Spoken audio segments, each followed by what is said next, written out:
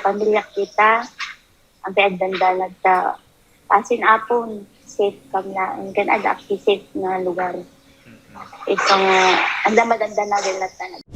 May sa ni May kariti narwaya Pilipino ang nagturong ija United Arab Emirates wenno UAE tapno nagsarak ti pagsapulan ang makatulong kadakwada ang mangipaay tinasaysaya at abiyag para ti pamilyada. Ngimga po iti agdama pa nagatake ti pagilyan nga Iran ti UAE kanda dumapay ang Middle Eastern countries. Panagdanag ti kang runaan marikrik nana. Madamapay lang si ano sir, paputok pa anada, patayag ba. Ngamahan nga kas di umuna nga aldaw sir nga adu magsasaron mo pi kalibbuong dito. Tata medyo naghinay-hinay dan sir. Ngamti ko na da, kiraan da DJ Burj Khalifa.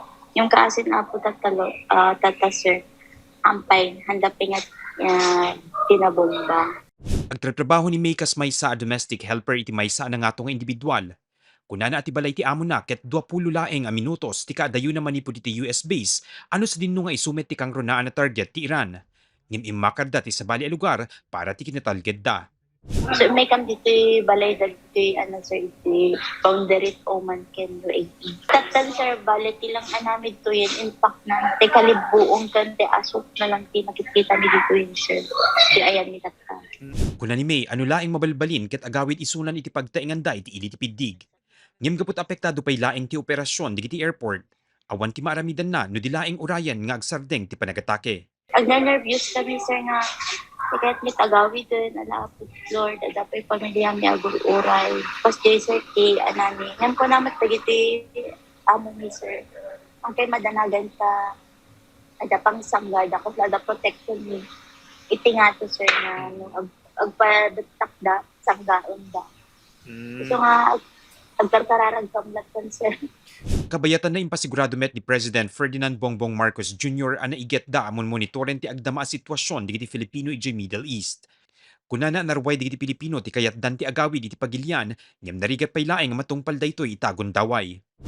Altogether, that's 1,416 Filipino nationals who would like to have requested repatriation. Ito ngayon ang problema. Ang problema, walang lumilipad na eroplano.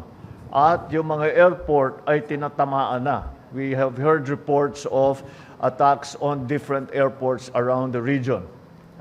Generally this is by Iran. Yung mga tumulong sa Amerika at yung mga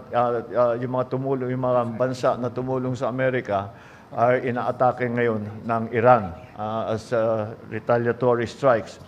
Idawdawa ti presidente kaditi Pilipino iti Middle East ti panagtali na edda kaditi natalged a lugar. Innayon nang agtultuloy ti panangkita da iti pamuspusan tapnon mayadayuda iti agdama a risko. We will find ways to get you out safely. And that is the key thing here. Pinakauna nating tinitignan ay dapat ligtas sila, hindi sila magkaproblema, hindi sila